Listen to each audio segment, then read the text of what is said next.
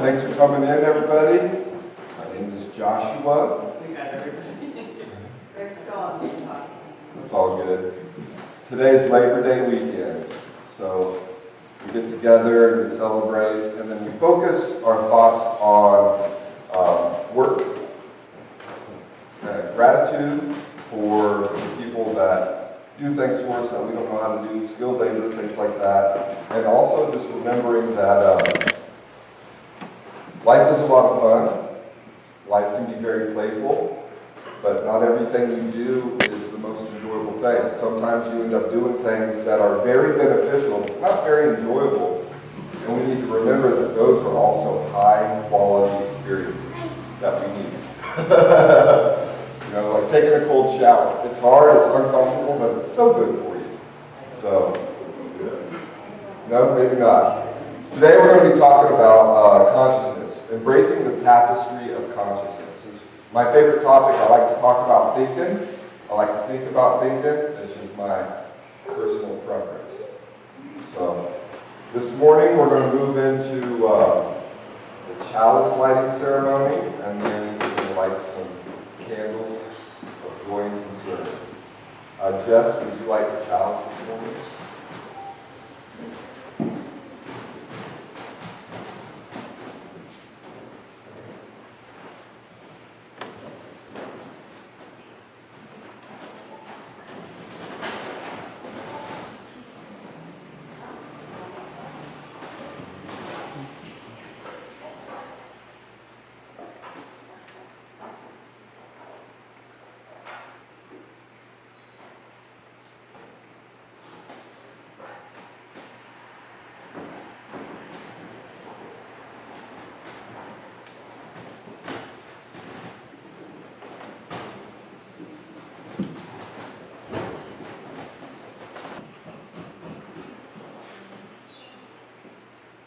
I'm going to ask you to see if you can sit up, try and keep your spine straight, the chair elevated a little bit, and close your eyes.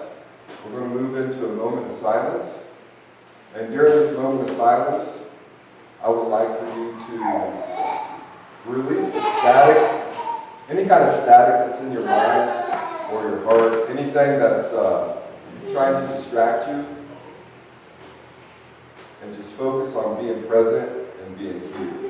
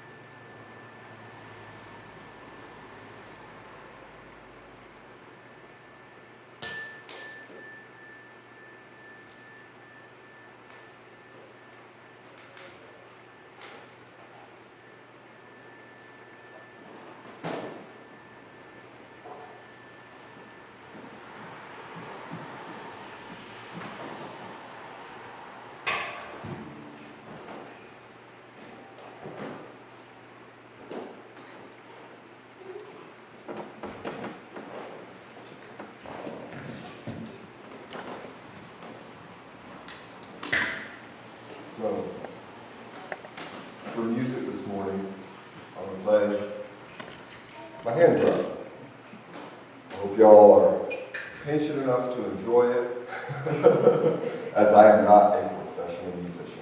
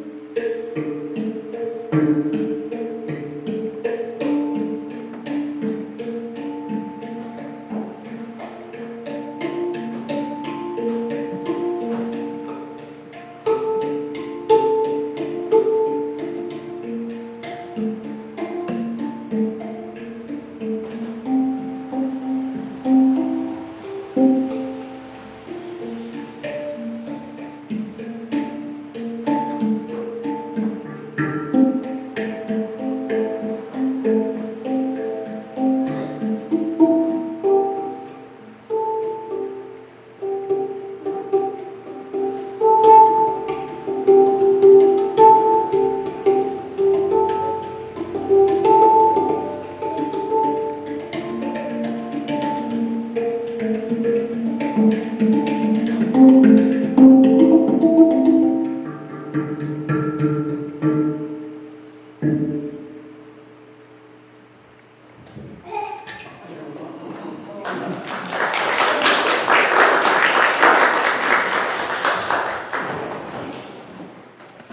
was a lot of fun, thank you. So, speaking here is very nostalgic for me, and it's not very difficult for a few reasons. One, I know all of you here, so it's not intimidating, because I know y'all are very kind and loving people.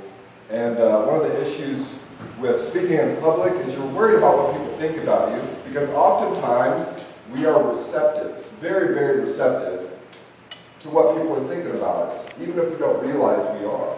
It's empathy, right? I mean, we all have empathy. We all experience the emotions of other people around us. And here, in this place, this is a sanctuary, it's okay. It's okay to be vulnerable here. It's okay to be authentic here. People are not going to throw stones at you or disbelieve you because you're different, and I really appreciate that. Another thing is that I grew up in the church, and my dad is a pastor, and when I was a little kid, there were 4 of us kids, he put us right in the front row, and he had this big pulpit that he would preach from, and anytime we'd start to fall asleep, he'd smack it, and we'd wake right back up. And I just remember, I mean, most of the time when you look back at your life, you don't think about your sleep as your experiences. You know, you don't look back and think about all the times you slept. But sometimes I do. And sometimes I look back at that and it's like, why was it so relaxing? And I would just start talking and it's so nice. And as a dad, because now I'm a dad and I've got kids here, I don't really have anything to slap or make music, so that's why I had to bring the handpan. Keep my kids awake. Love them so much. But today we're talking about Tapestry of Consciousness. So has anyone in here ever bought a decorative fabric, whether it's a rug or a wall hanging or anything like that? Raise your hands. So of those fabrics that you purchased, how many of those just have one color? Just a single, monotone, decorative rug? Not any. There's none, because it doesn't look that great. It's very basic. So the reason why we've used tapestries as a symbol for consciousness in the past is because when you look at that tapestry and you see all the different colors, all the different threads, all the different weavings, the way they pull those threads together to create pictures or designs, patterns, all of those different things are emblematic of how we live our lives and how we connect with each other. So when you listen to music, and there's a whole lot of notes, and then there's a pause, having that pause in between the notes makes those notes pop. And when you have a tapestry and you're threading all of those different colors together, the color will come in to your visible on the outside of the weave, and then it will go back and tie itself to another thread that will come out of a different color, and it goes back and forth. All these threads, all these colors woven together, and every time you make a decision, every time that you have behavior because of your desires, because of who you are, because of who you're representing, what kind of being you are at that time, every time you make an action, that thread, that's your specific thread, moves and changes the pattern every single time. And every one of us are changing the pattern every day with every one of our decisions. We are making the tapestry together. We are making life together, and it's our actions, it's our decisions, and the way that we think which creates the pattern. So that's why I like to talk about consciousness, is because it allows you to step back and be objective. Look at the pattern. Don't put your thoughts onto it. Don't put your feelings onto it. Just look at the pattern and enjoy its absolute magnificence. You are not in control of the pattern, which is awesome. because it's really hard to get everything lined up perfectly.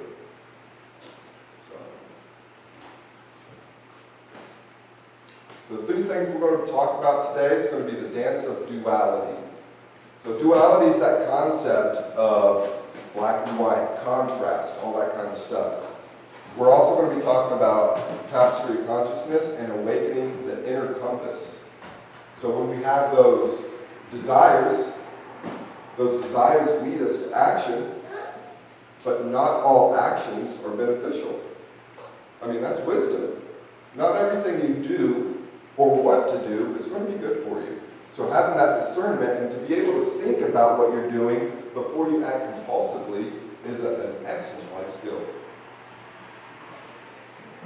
All right, part one, duality. I'm sure we all come from varied backgrounds philosophically.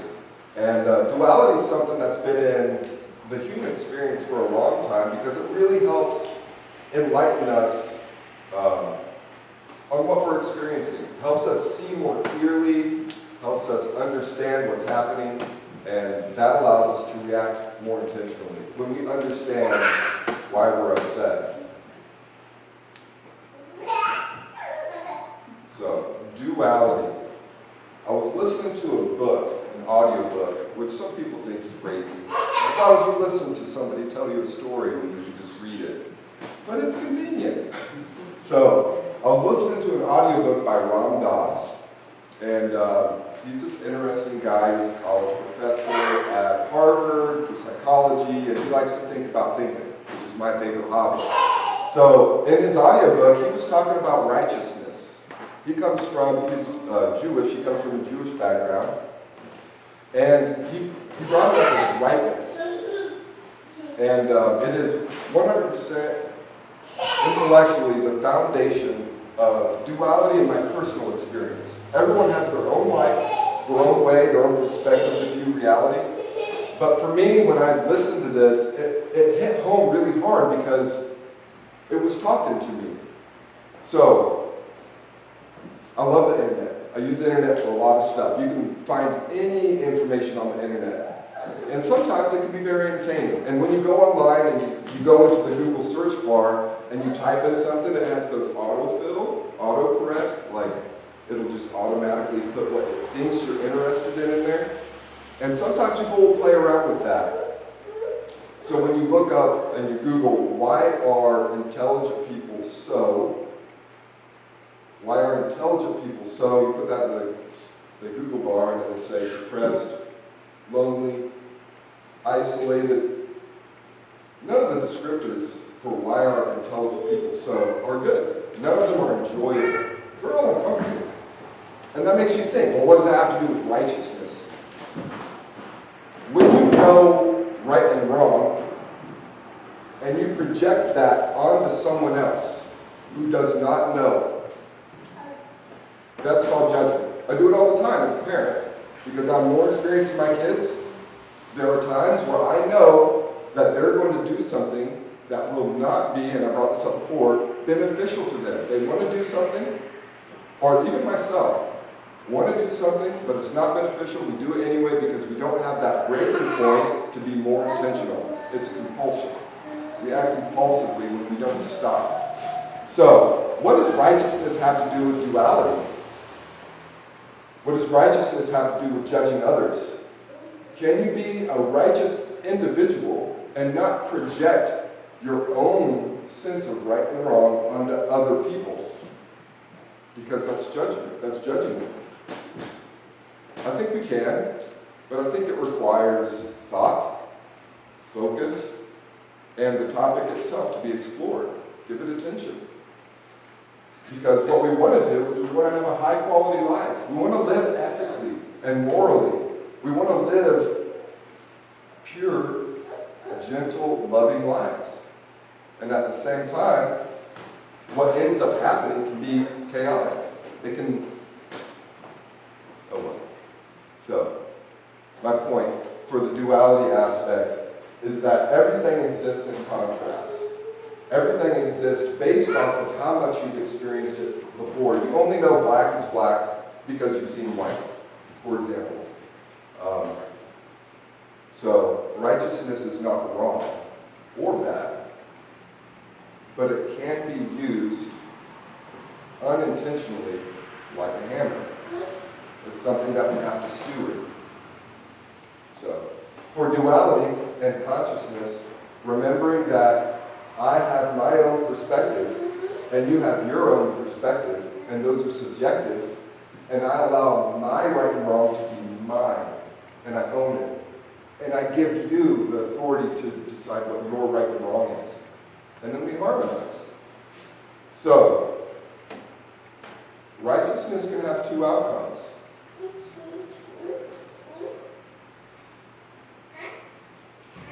The Art of War by Sun Tzu. Has anyone heard of that book? Read a lot of books. So, one of the first things it talks about, it's a very old book, read by a lot of people. It talks about conflict. And it says, the very first line, is that you cannot have conflict without two opposing forces. So when you are using your righteousness to identify someone else as wrong, that's conflict. But when you do the opposite, what happens? When you believe instead of disbelieve in someone, when you choose to align your wills and work together, what happens? The opposite, momentum, balance, all those healthy things. And that happens when you're different, you still have duality, and yet you harmonize, you work together, and you dance instead of fight. So that's why I wanted to talk about duality and righteousness specifically, because that's something that, you work on your mind, you try to be intelligent, and then you end up being critical on yourself and others. So you got to balance that with love. The tapestry of consciousness, multi-dimensional. What you see is just what the light flecks off of that tapestry. When you look at a tapestry, you don't see all of it, the full dimension of that. You don't see what's behind it on the wall. You just see what's right in front of you. What you're presented. That's what you see when you look at the consciousness tapestry. But what's actually there is depth. Much, much more depth that you can choose to explore if you move to a different angle. And you see it from a new perspective. So when we travel through this tapestry of life and we make our decisions and we're being intentional with developing who we are, because as that thread moves and it creates those patterns, it creates those memories, it creates the past, all of that creates that contrast for our own duality in our state of being. All of our memories, all of our decisions, all of that flows right into us and creates our soul. Our soul is how we make decisions. It's like that format, operating system for a computer. So when we move into that focused consciousness tapestry symbolism, what it means for us, and what we learn from that, our call to action, is that we're not in charge. We don't control it. We don't control the pattern. You're just a thread. We have control over our behavior. But what we can do is we can look at it, and we can appreciate it, and we can trust it. There's a pattern in the past. There's going to be a pattern in the future. And for the very present moment, as the tapestry evolves through the universe, as everything expands, what you can do is look and observe. Enjoy the magnificence of all the connectedness. How my decisions and my thoughts influence you. How your decisions and your thoughts influence me. How connected, how truly connected we are. And how safe we are together.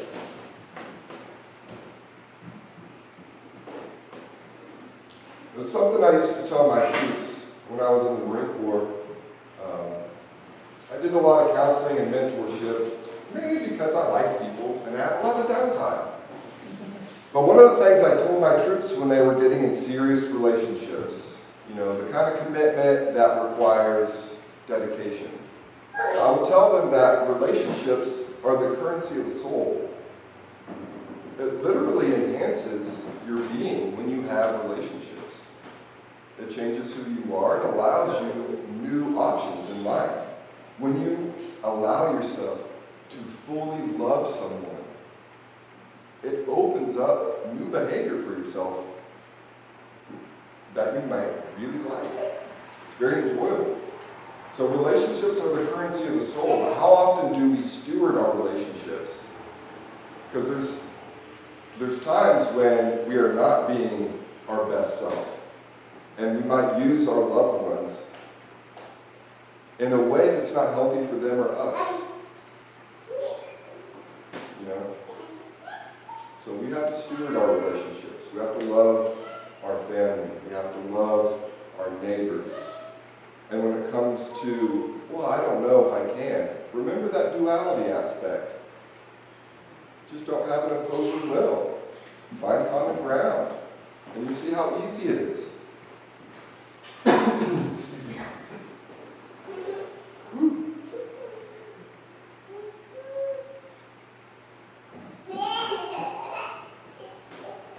Okay. Now, the third part of my talk was the inner compass. So when I talked about the tapestry, which is really just all of life, it's our past, our present, and our future. It's just a metaphor for how life evolves. When we look at that tapestry, knowing that we can't influence or control it, the whole thing, we do respond to it though. We see life, we see our environment, we talk about Gaza, we look at the news, we see what's happening in our political systems, we see what's influencing us, and that stuff affects us, whether we know it or not. So, the inner compass metaphor, when you can stop, compulsion happens when you don't have the ability to stop.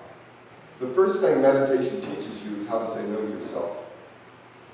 So when you sit down and you meditate, and you allow these thoughts to come in, and you stop your own attention, your own witness, from giving those thoughts more energy. When you just allow them to come in and out, you are teaching yourself how to say no to compulsive thoughts. You are teaching yourself how to maintain control of your own decisions, because you now can pause. When you can pause, when you can stop time in your own mind, it doesn't stop time outside, but in your own mind, you can create space between you and behavior. Inside that space, you can be intentional. How do I want this outcome to look like? How do I want my thread to be represented in this pattern? How can I be intentional about who I am, my state of being, and what that represents to the rest of the pattern?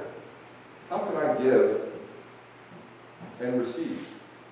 Because we're all connected. So, just a thought. Being intentional is like a superpower. The more intentional you can be, the more ownership you have over your experiences. Shared personal anecdotes and stories illustrated the power of intuition. Ooh, this is a good one. Has anyone ever felt intuition? Like that gut feeling? I talked about empathy earlier. We all have it, but a lot of times we repress it so we don't have to feel other people's unhealthy emotions. That maybe the people around you don't have the self-control you do, or the other way around.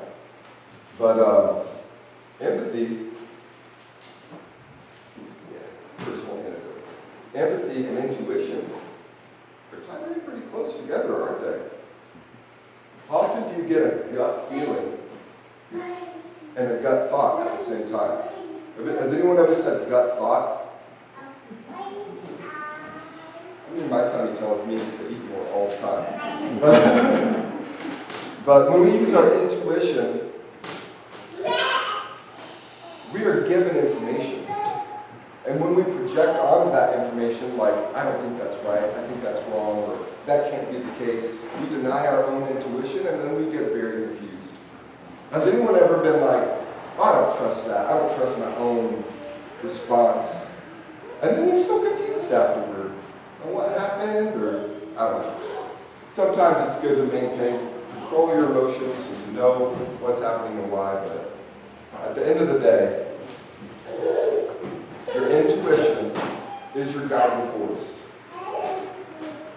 You can feel and you can know things that are not observable to you. And if you don't think that learning and knowing things that are not observable through the five senses, if you don't think that's important, you sit down and really contemplate it. How much of our life is experienced through our five senses? And then what's left over? What is it that's experiencing life outside of the body? Because the body is what controls those senses. It's something more. We're more than just a body. And empathy is tied into that. The more you dig into that, the more you can experience deeper sensations of your own self, your own being.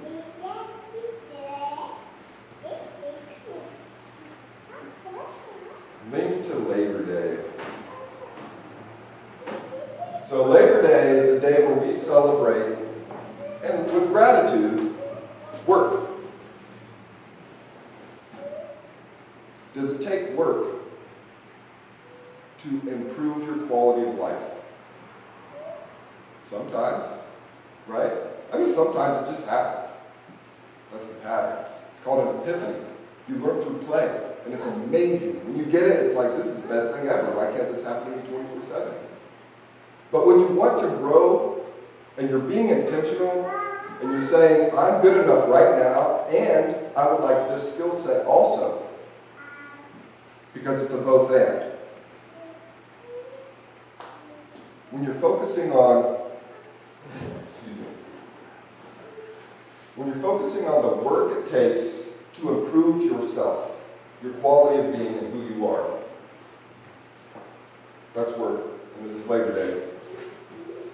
For me, and this is my personal experience, meditation is the answer. So earlier when we were doing the candlelighting ceremony, I talked about some health issues and stuff. When you have physical health issues, fasting and exercise can fix your problems faster than medication. If you so choose to do that. If you so choose to let your body heal itself. And your mind can do the same thing. But what tool do you need? Does exercise work on the mind? Yes, it does. It's called meditation. It is literally focusing your mind just like you focus your body. It's an exercise. So, this is my opinion. I mean, there are lots of people in the world that don't meditate. This is my opinion. Meditation allows you to become more authentic. To become more relaxed and conflict. When you have an opposing will, but you can stop and put space between you and the conflict and become intentional, you can realign those wills. Like, what is it that we're fighting over and why? What is the actual difference in ethics? You know, where I think this is right and you think this is right. How do we bridge that gap? Meditation is an excellent tool for working your mind. Relationships are the currency of the soul, and the more you can steward yourself, like think of a tree, the more you can work on your quality of being, the more fruit you provide to your environment. It is not a benefit of you to provide fruit to your environment, it is a benefit to your environment, not you. But if you live in an environment where everyone's doing that, if you live in an apple orchard, how amazing is it when everyone around you is so filled with fruit, so filled with love and acceptance and appreciation for how actually different you are. You are different than me, and I value that. You know?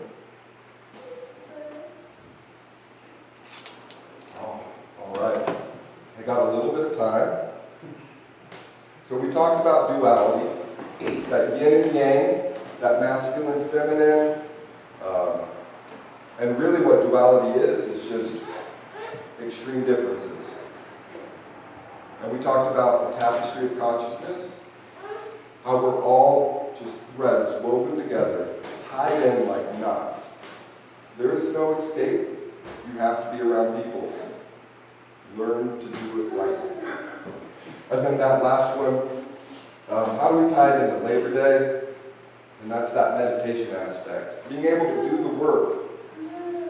And then be grateful for it because it does work. That's why it's called work.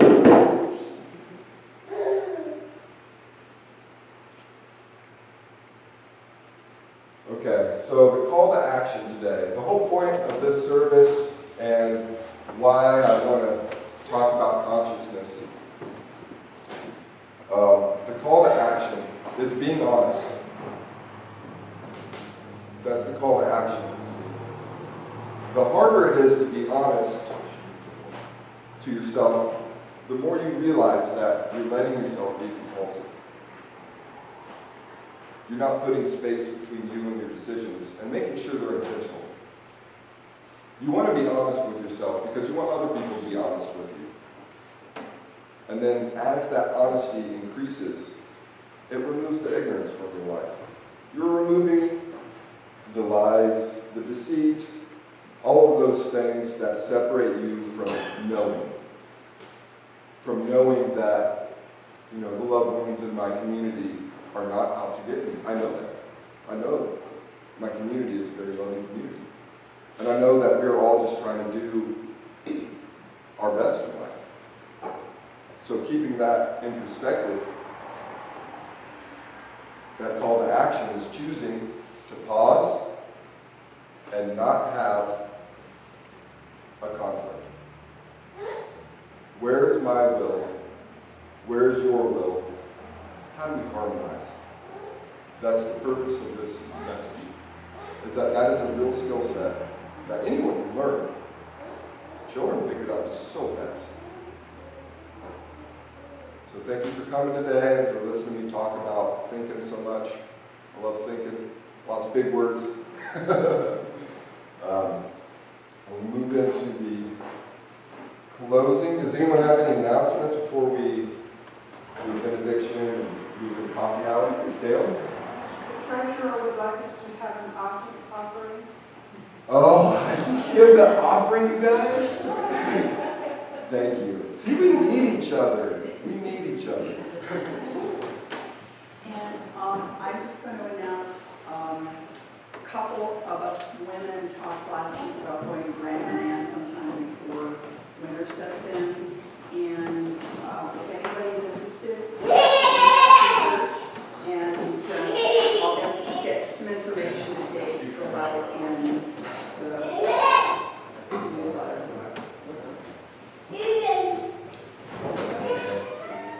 Thanks. Yeah, we'll play some music. You guys good with that? Thanks, Dale. Oh, you got some dance?